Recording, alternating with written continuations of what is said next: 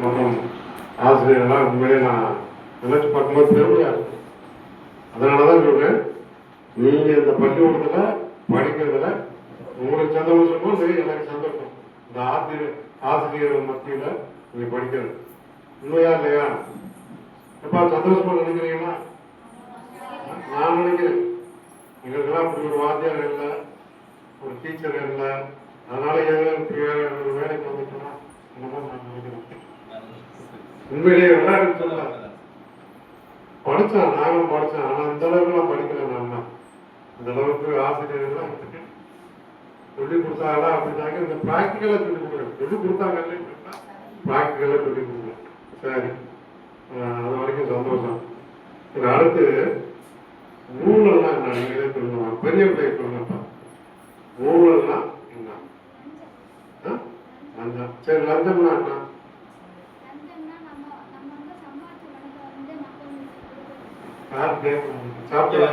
சத்தமா சொல்லு.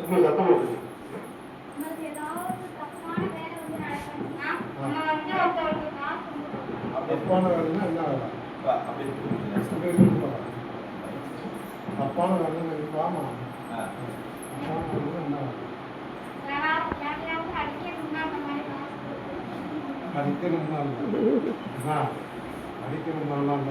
போய் ஒரு பர்த் சர்டிஃபிகேட் வாங்கணும். நம்ம வீடுகளில் யாருக்காவது குழந்தை பிறந்ததை போய் சர்டிஃபிகேட் வாங்கணும். எங்க போய் வாங்கணும்?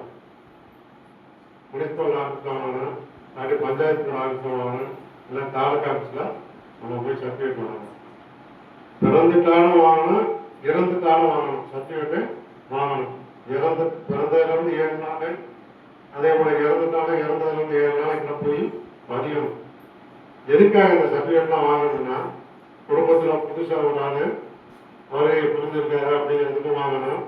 இறந்துட்டோம்னா எங்கள் குடும்பத்தில் இருந்த ஒருத்தர் தவறிட்டாரு, அவருடைய பெனிஃபிட்டு அதெல்லாம் நம்ம சில கவர்மெண்ட் எம்ப்ளாயாக இருந்தால் சில பணங்கள்லாம் வர வேண்டியது இருக்கும், இல்லை பட்டா மாறுதல் அதெல்லாம் பண்ண வேண்டியது இருக்கும்.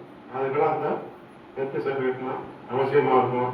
அதே போல் நீங்கள் +2 10th முடிச்சுட்டீங்கன்னா ஜாதி சான்றிதழ் வாங்குவீங்களா இல்லையா? கேள்விப்பட்டிருக்கீங்களா? அந்த ஜாதி சான்றிதழ் வாங்குறதுக்கு எங்கே போவீங்க? ஸ்கூல்ல வாங்குவீங்களா இல்லை தாசில்தார் ஆஃபீஸ்ல வாங்குவீங்களா? எதை கொண்டு போய் வாங்குவீங்க? ஸ்கூல் சர்டிஃபிகேட் பார்த்தியா? கம்யூனிட்டி எழுதியிருப்பாங்கல்ல, உங்க ஸ்கூல்ல எந்த ஸ்கூல்ல படிச்சையோ உங்க டிசிலேயே அதில் இருக்கும். அதிலேயே எழுதியிருப்பாங்க. அதை கொண்டு போய் அப்ளை பண்ணி நான் இந்த சமுதாயத்தை